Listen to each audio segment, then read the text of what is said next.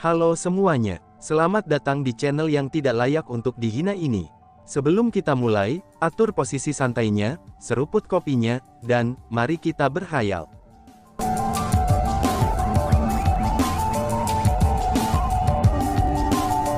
Melanjutkan cerita sebelumnya, Tuan Kepala Sekte, Zuo Ying tidak akan berani mengabaikan acara besar seperti itu. Karena itulah aku datang ke sini lebih awal, jawab Zuo Ying dengan kepalan tangan. Sangat baik, benar saja, pilihan kami ternyata benar. Adalah sebuah berkah Void Cleanse Monastery kami untuk dapat memperoleh bakat seperti Tetua Zuo Ying, kata Kepala Sekte Void Cleanse Monastery. Semuanya, kamu sudah menunggu lama. Tepat pada saat itu, suara gemuruh tiba-tiba meledak di udara. Lalu kemudian, sesosok turun dari langit dan mendarat di alun-alun. Orang itu adalah ayah Zuo Ying. Tetua Zuo, kita belum menunggu lama. Bahkan ini masih belum waktunya. Jika kami bersikeras untuk tepat waktu, kamu juga sudah datang lebih awal. Namun itu baik-baik saja. Sejak kamu tiba, kita bisa mulai lebih awal, kata Kepala Sekte Void Cleanse Monastery. Kepala Sekte, sepertinya aku ingat bahwa aku masih belum setuju untuk menjadi tetua nominal Void Cleanse Monastery. Karena itulah, seharusnya bukan aku yang merupakan orang luar untuk menunjuk Zuo Ying sebagai tetua Kepala Sekte luar. Tapi sebaliknya, kamu semua harus membuat janji sendiri, kata ayah Zuo Ying. Begitu dia mengucapkan kata-kata itu, ekspresi Kepala Sekte dan para tetua Void Cleanse Monastery agak berubah. Tetua Zuo, apa yang kamu bicarakan? Bukankah kamu yang menyatakan bahwa kamu akan bergabung dengan Void Cleanse Monastery kami? Selain itu, aku juga secara pribadi menyerahkan token tetua Void Cleanse Monastery kami, kata Kepala Sekte Void Cleanse Monastery dengan sangat bingung. Jika menerima token sama dengan menyetujui, maka aku akan mengembalikan token ini kepadamu. Ayah Zuo Ying mengangkat tangannya, dan sebuah token dilemparkan ke arah Kepala Sekte Void Cleanse Monastery. Token itu adalah token tetua Void Cleanse Monastery. Kamu, pada saat itu, Kepala Sekte Void Cleanse Monastery benar-benar bingung. Pada saat yang sama, ia mendapati dirinya dalam situasi yang sangat canggung. Sudah jelas itu adalah hari perayaan, tapi mengapa semuanya menjadi seperti ini? Seandainya ini sebelumnya, dia pasti sudah marah.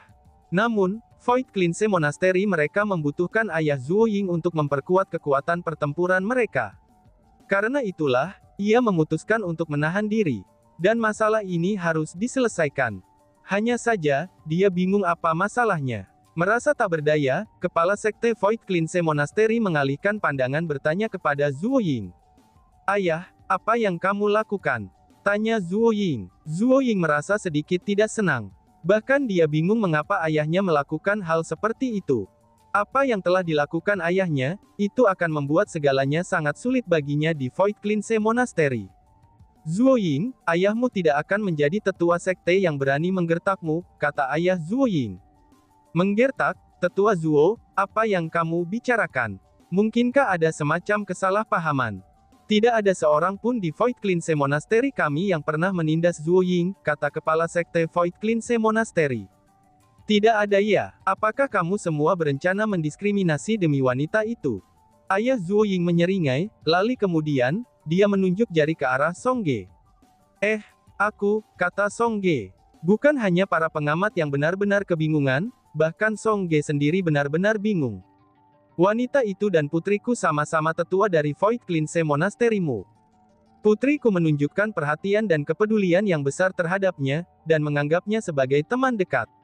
Namun, dia berkomplot melawan putriku beberapa kali menggunakan segala macam cara tercela di belakangnya. Putriku telah menderita intimidasi semacam ini, namun kamu semua berpura-pura tidak tahu tentang itu. Kamu benar-benar berani bertanya padaku, apakah itu kesalahpahaman? Ayah Zuo Ying menunjuk ke arah Song Ge saat dia menanyai Kepala Sekte Void Cleanse Monastery.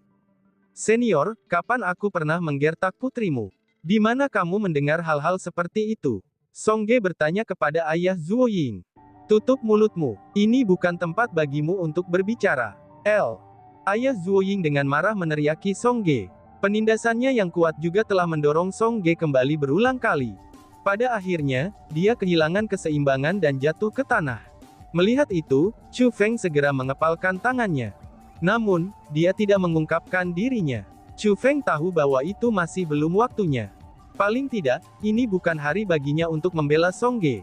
Setelah mendorong Song Ge ke bawah, ayah Zuo Ying mengalihkan pandangannya ke kepala sekte Void Cleanse Monastery lagi. Aku bertanya padamu, apakah kamu semua akan menangani masalah ini atau tidak? Tanya ayah Zuo Ying.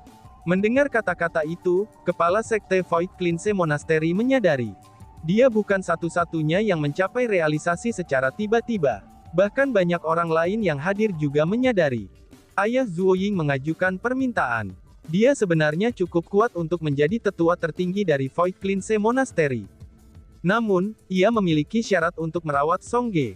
Semua orang tahu orang seperti apa Song Ge itu. Meskipun dia sangat dingin dan terpisah, tapi dia akan selalu ada jika dia benar-benar dibutuhkan, dan akan membantu dengan masalah apapun. Mengabaikan segala hal lain dan hanya mempertimbangkan identitasnya sebagai tetua, Song Ge pastilah tetua yang sangat baik di mata orang-orang di Void Cleanse Monastery. Karena banyak orang tahu karakter seperti apa yang dimilikinya, mereka tahu bahwa ayah Zuo Ying sengaja menciptakan masalah. Namun, tidak ada yang berani mengeksposnya. Lagi pula dibandingkan dengan Song Ge, status ayah Zuo Ying terlalu kuat. Tetua Zuo, ini memang kelalaian biara Void Cleanse kami. Katakan saja, bagaimana kamu ingin menghukum orang ini? Kepala sekte Void Cleanse Monastery bertanya. Menghukum? Mendengar itu, Song Ge langsung terpana. Ketidakpercayaan bahkan memenuhi matanya. Kepala sekte Void Cleanse Monastery sebenarnya berencana untuk menghukumnya. Tapi dia jelas-jelas tidak melakukan apa-apa. Kepala sekte, aku bergabung dengan Void Cleanse Monastery pada usia 10 tahun. Aku telah menjadi murid dari Void Cleanse Monastery selama bertahun-tahun ini, dan tetap setia pada Void Cleanse Monastery sepanjang waktu. Aku tidak pernah melakukan kesalahan apapun. Apakah kamu benar-benar akan menghukumku hari ini, setelah mendengar kata-kata orang luar tanpa bukti? Aku adalah seorang tetua dari Void Cleanse Monastery. Bukankah kamu seharusnya melindungiku saja? Dia sudah salah menuduh aku. Namun, bukan saja kamu tidak berbicara untukku, tetapi kamu benar-benar akan menghukumku. Mata Song Ge berair saat dia menanyakan pertanyaan itu. Dia merasa benar-benar sangat dirugikan. Namun meski begitu, dia tidak menangis. Dia masih menahan air matanya, dan dia masih berusaha menjadikan dirinya seorang model. Karena itulah, dia harus menunjukkan bahwa dia kuat. Lihat ini, dia jelas-jelas telah melakukan segala macam kejahatan, namun dia masih berpura-pura seolah-olah dia yang menderita pengaduan. Namun dia masih seorang wanita. Jadi yang terbaik adalah jangan terlalu berlebihan dengannya. Selain itu, aku percaya bahwa seseorang seperti dia tidak layak menjadi tetua Void Cleanse Monastery. Kata ayah Zuo Ying. Mendengar kata-kata itu, kepala sekte Void Cleanse Monastery menutup matanya. Setelah beberapa saat, dia membuka matanya lagi dan bertanya kepada ayah Zuo Ying. Tetua Zuo, apakah kamu bersedia bergabung dengan Void Cleanse Monastery kami jika kami menghukum orang ini? Tanya kepala sekte. Jika kepala sekte mampu membedakan yang benar dari yang salah, maka aku bersedia untuk melayani Void Cleanse Monastery selama sisa hidupku. Ayah Zuo Ying benar-benar membungkuk hormat kepada kepala sekte Void Cleanse Monastery saat dia mengucapkan kata-kata itu.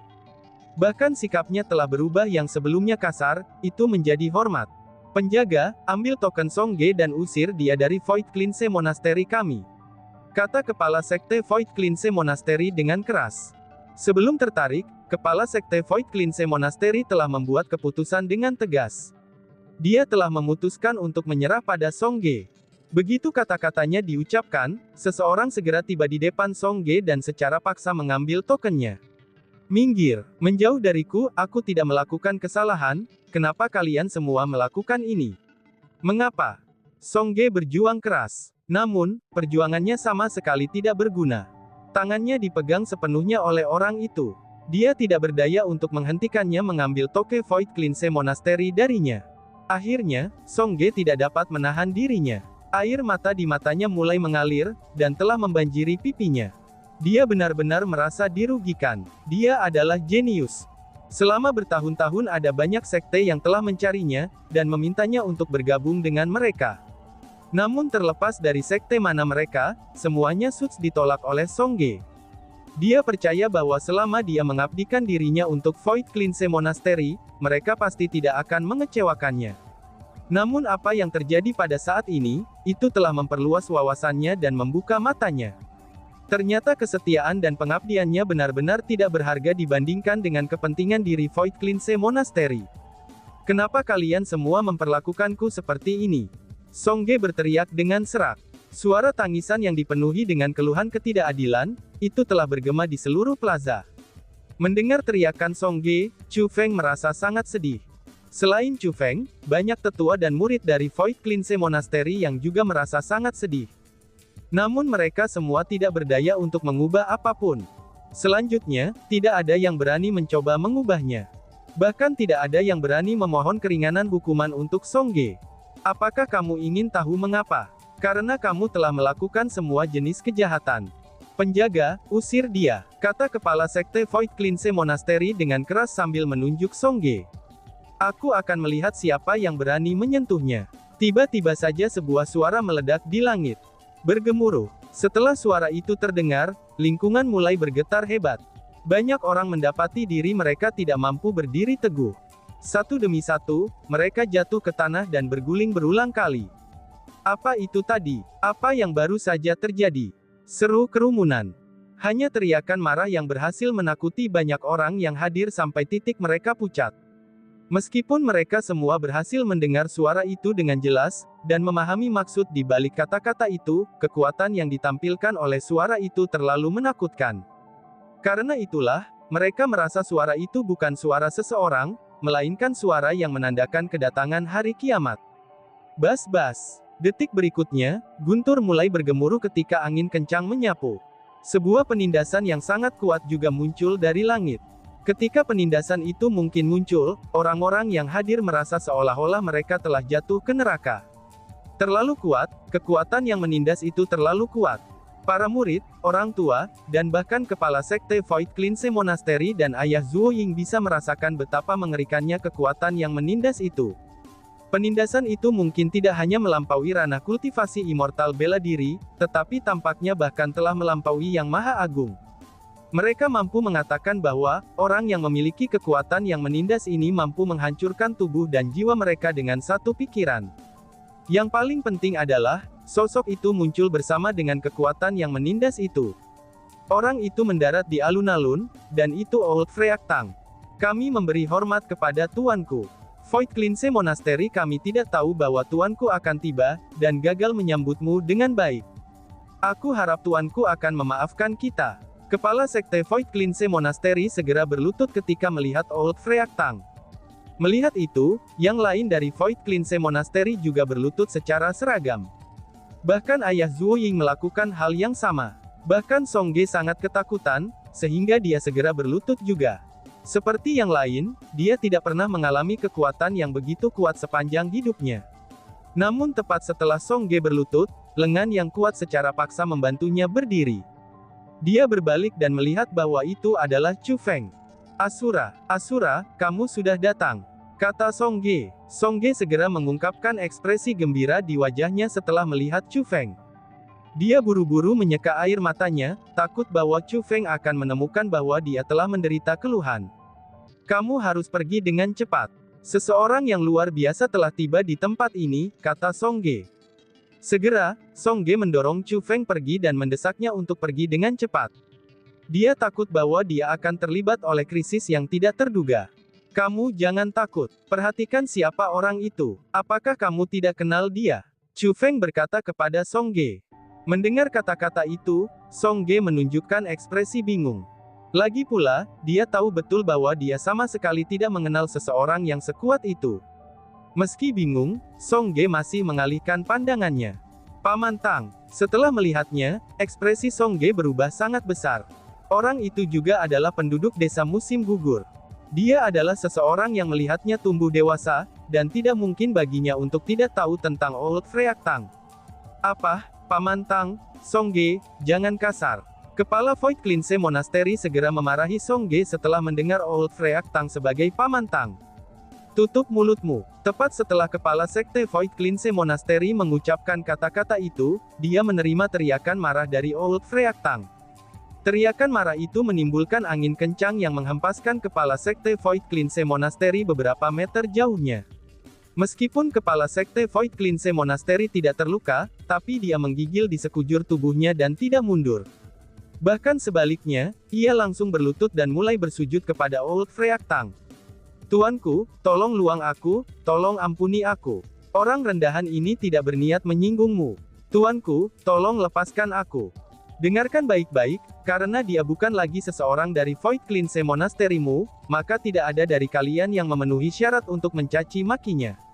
Lebih jauh lagi, bahkan jika dia masih seseorang dari biara Void Cleanse-mu, maka tidak ada dari kalian yang akan memenuhi syarat untuk mencaci makinya. Setiap kata yang diucapkan oleh Old Freak Tang sangat menggelegar. Suaranya begitu kuat hingga merobek ruang kehampaan. Orang-orang dari Void Cleanse Monastery bahkan dibuat menggigil ketakutan. Sebenarnya, itu bukan hanya orang-orang dari Void Cleanse Monastery. Bahkan Song Ge menjadi pucat karena ketakutan. Dia belum pernah melihat kekuatan sekuat ini sepanjang hidupnya. Dia merasa bahwa Old Freak Tang sama sekali tidak menyerupai manusia. Tapi sebaliknya, dia lebih seperti dewa. Dewa yang bisa menentukan hidup dan mati orang lain dengan satu ekspresi, bahkan dengan satu pemikiran. Meskipun itu jelas Paman Tang yang dia kenal selama bertahun-tahun, tapi dia tidak lagi berani berbicara dengannya. Hanya pada saat itulah dia menyadari, bahwa Old Freak Tang sebenarnya adalah keberadaan yang menakutkan. "GR, jangan takut, aku di sini hari ini untuk menegakkan keadilan bagimu. Tidak ada yang akan bisa menggertakmu lagi. Lagi pula aku, ayahmu, adalah yang Maha Agung. Jangankan sekelompok sampah ini, bahkan tidak ada seorang pun di seluruh alam atas reinkarnasi yang akan dapat menggertak putriku." Old Freak Tang berjalan ke Song Ge, dan dia tampak sangat emosional. Saat dia berbicara, air mata bisa terlihat merembes ke sudut matanya. Namun, nadanya menjadi sangat lembut. Dia tampak takut, dia takut akan melukai putrinya. Yang Maha Agung, dia adalah Yang Maha Agung. Oh surga, dia sebenarnya adalah ahli Yang Maha Agung. Orang-orang dari Void Cleanse Monastery menjadi lebih takut ketika mendengar kata-kata Yang Maha Agung. Bagi mereka, eksistensi tingkat Maha Agung hanya mirip dengan dewa. "Terima kasih Paman Tang," kata Song Ge. Melihat bahwa Old Freak Tang datang untuk membelanya, Song Ge terkejut dan kewalahan oleh kebaikannya. Namun tiba-tiba, ekspresinya berubah tajam. Dia berdiri di sana dengan kaget dengan mata terfokus pada Old Freak Tang. "Paman Tang, apa yang kamu katakan sebelumnya? Kamu bilang kamu adalah milikku." Song Ge bertanya dengan suara bergetar. Dan tiba-tiba saja bersambung. "Sekian dan terima kasih banyak. Bye-bye."